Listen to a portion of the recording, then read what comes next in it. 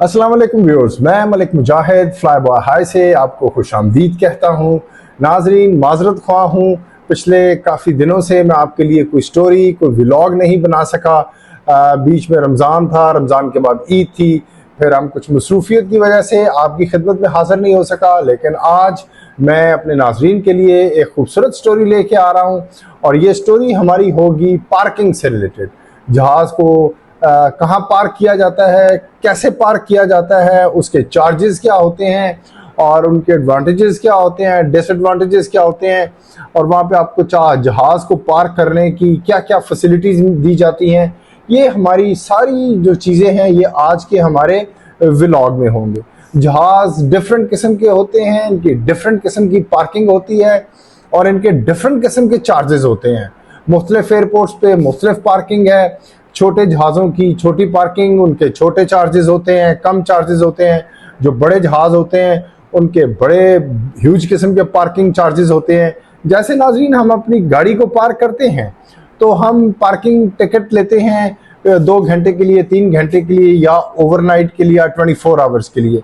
यही सिलसिला जहाज़ों का है, लेकिन उनकी क्या चार्जेस हैं, वो कैसे पार्क किए जाते हैं, सारा आज की हमारे व्लॉग में होगा पार्किंग से रिलेटेड। तो नाजरीन, हम कुछ देर के बाद आपकी खिदमत में हाजिर होते हैं अपना प्रॉपर व्लॉग लेके। मलिक मुजाहिद अली फ्लाई बॉय हाई आपकी खिदमत में कुछ देर के बाद हाजिर होते हैं।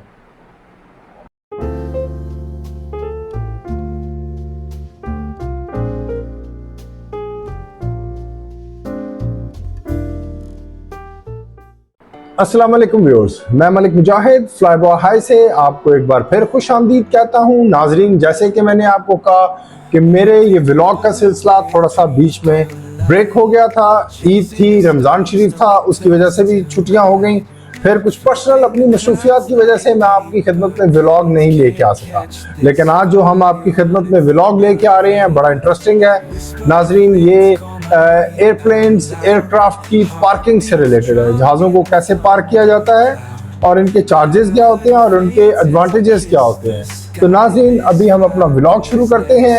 एयरप्लेन पार्किंग से रिलेटेड है। इसमें आज हमारा चैप्टर नंबर 1 और हमारी स्टोरी नंबर 17 होगी। तो नाज़रीन, जैसे मैंने आपकी खिदमत में कहा कि हम इनको किस तरह पार्क करते हैं और इनके क्या चार्जेस होते हैं, तो ये सारी आज की मेरी स्टोरी में होगा।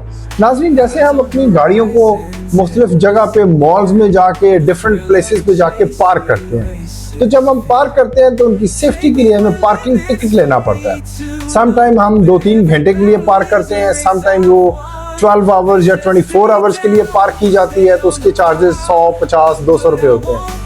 इसी तरह नाज़रीन, जहाज़ों की पार्किंग भी होती है, क्योंकि एयरपोर्ट्स के ऊपर हैंगर्स बने होते हैं, पार्किंग स्पेस बना होता है जहां आप अपने जहाज़ों को पार्क किया जाता है। इनमें डिफरेंट किस्म के हैंगर्स होते हैं, डिफरेंट किस्म के पार्किंग रैंप होते हैं जहां पे जहाज़ पार्क किया जाता है, और डिफरेंट जहाज़ों के साइजेस होते हैं। जो छोटे जहाज़ होते हैं, सेस्ना या ट्विन इंजन जेट इंजन के जहाज़ होते हैं, या बड़े ह्यूज किस्म के 737 से लेकर 747 जहाज़ होते हैं, इनकी पार्किंग भी उसी हिसाब से की जाती है।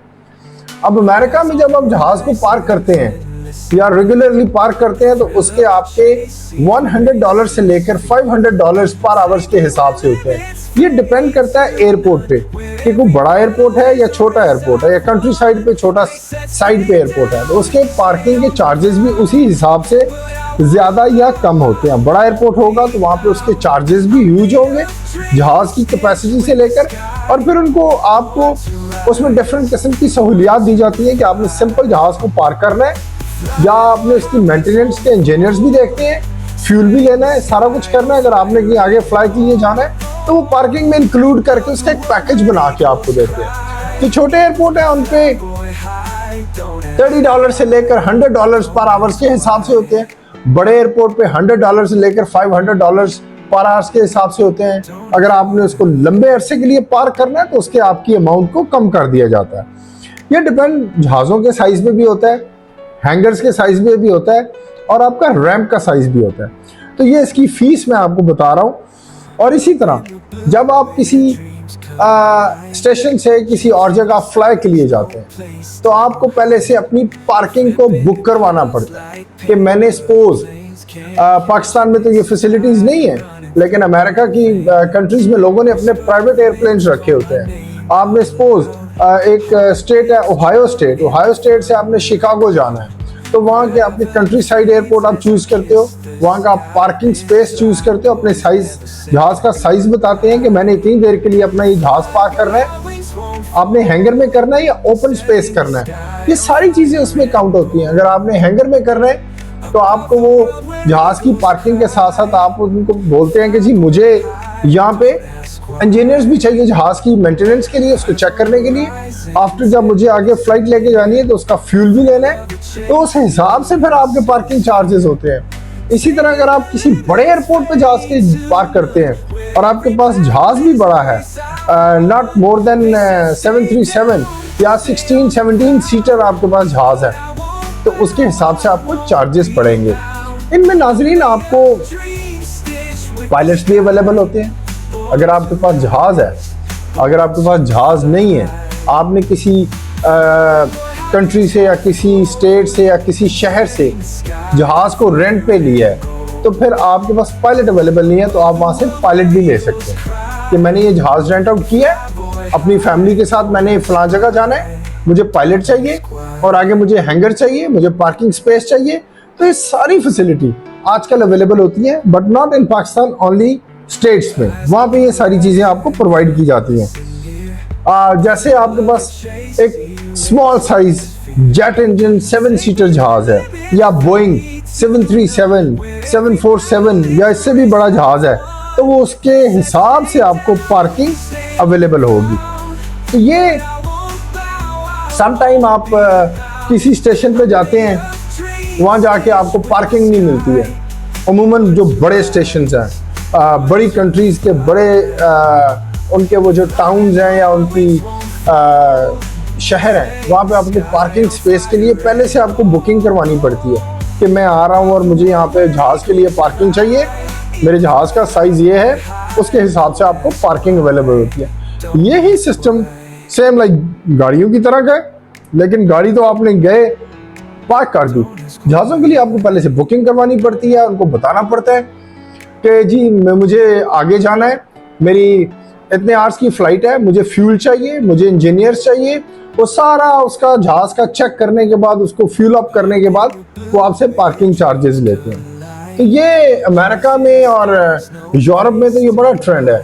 लोगों ने अपने हेलीकॉप्टर्स रखे हुए हैं, लोगों ने अपने छोटे छोटे जहाज रखे हुए हैं। इवन मैंने अमेरिका की डिफरेंट स्टेट्स में जाके देखा, उनके कंट्री साइड पे जाके देखा, लोगों के पास एकड़ों में घर है और एकड़ों में उन्होंने अपना रनवे बनाया हुआ है और अपने जहाज रखे हुए हैं। अब वो जब जहाज लेके कहीं जाएंगे तो वो डेफिनेटली फसलों में तो जहाज को नहीं उतारेंगे, वो कहीं एयरपोर्ट पे अपनी बुकिंग करवाएंगे, वो सारा कुछ करेंगे जो मैंने अपने नाजरीन से भी बयान किया है। तो वो इसी तरह इसकी पार्किंग अवेलेबल होती है।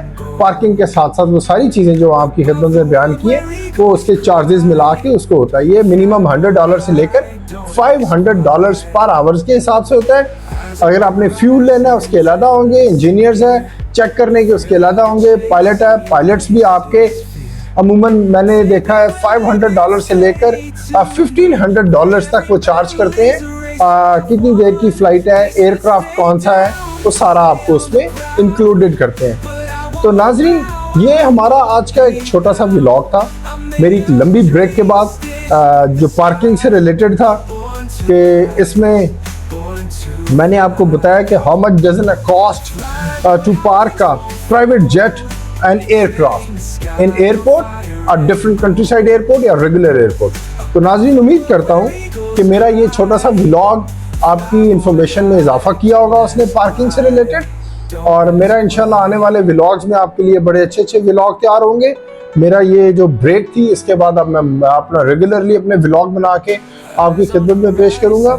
और मेरे इस छोटी सी स्टोरी को लाइक कीजिएगा, सब्सक्राइब कीजिएगा, और पार्किंग से रिलेटेड जो मैंने इन्फॉर्मेशन दी है इसको आप अच्छे अच्छे कमेंट्स भी दीजिएगा कि ये आपको मेरा व्लॉग कैसा लगा। तो आने वाले व्लॉग तक के लिए फ्लाई बॉय हाय मलिक मुजाहिद आपसे इजाज़त चाहता है। अल्लाह हाफ़िज़।